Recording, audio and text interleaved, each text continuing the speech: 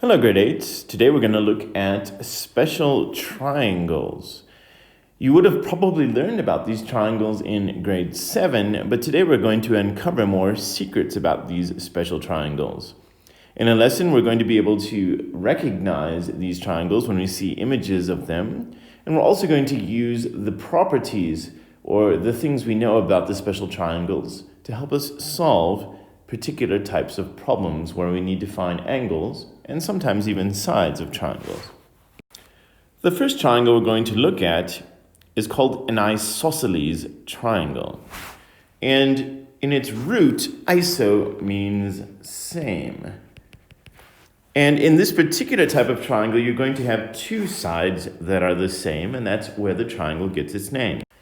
Now that we've learned a little bit more about the symbols and notes that we can put onto triangles, we can see that this triangle is an isosceles triangle because two sides are the same.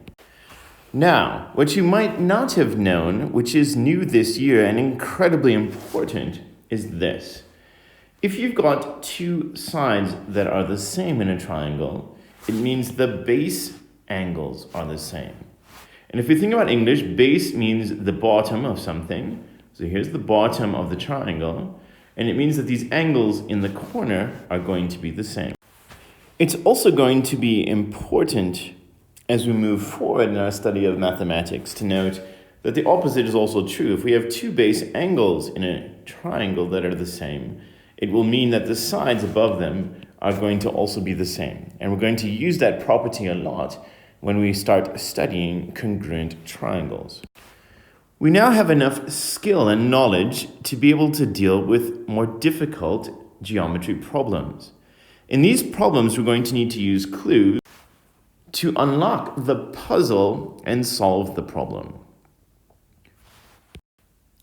In this triangle, we need to look and see what it is that is missing. So if I were to give you an instruction, like determine the value of x, you'd be a little bit stuck, or you might feel a little bit challenged to do this. Because in the past, we have had all three angle measurements, and we know that these three angles together are going to make 180 degrees.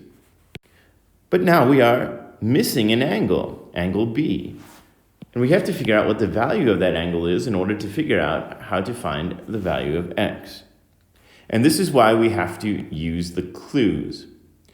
If we look carefully at this triangle, you're going to see that it is an isosceles triangle. Look carefully, there's two sides that are the same. And as we just learned, if two sides of a triangle are the same, it means the two base angles must also be the same. And if you stick with me and take your time here, it means that this base angle is going to also be x. Pause the video now and see if you can work out what the value of x is. Don't forget to give a reason for the working out.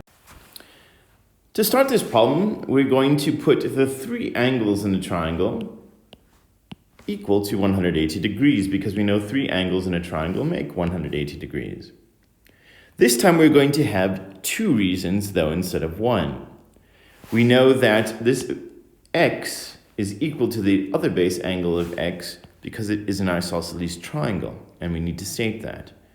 And then just like before, we know that all three angles together make 180 degrees, and use the reason the angles of a triangle make 180 degrees.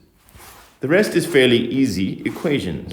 We are going to combine the x's. If you're forgetful, you remember there's a 1 and a 1 in front of each x to make two x's. And now we are going to subtract 110 to get the numbers on one side and the variables on the other.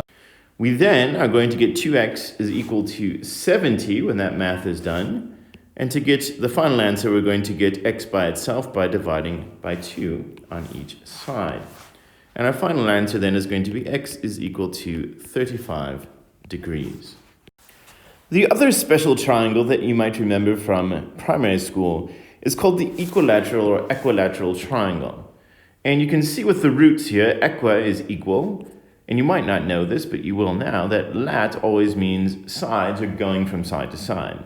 So this triangle is going to have equal sides. All the sides are the same. And using the symbols of congruence, we can mark it off like this. It's an equilateral triangle.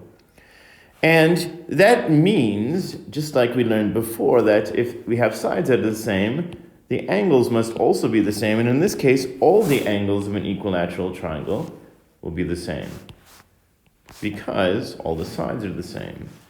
And even more specifically, each angle will be 60 degrees. These types of triangles appear less often in our work, but it's important to remember the properties and qualities of these triangles in order to unlock secrets and solve other geometry problems. That's it for special triangles. Good luck!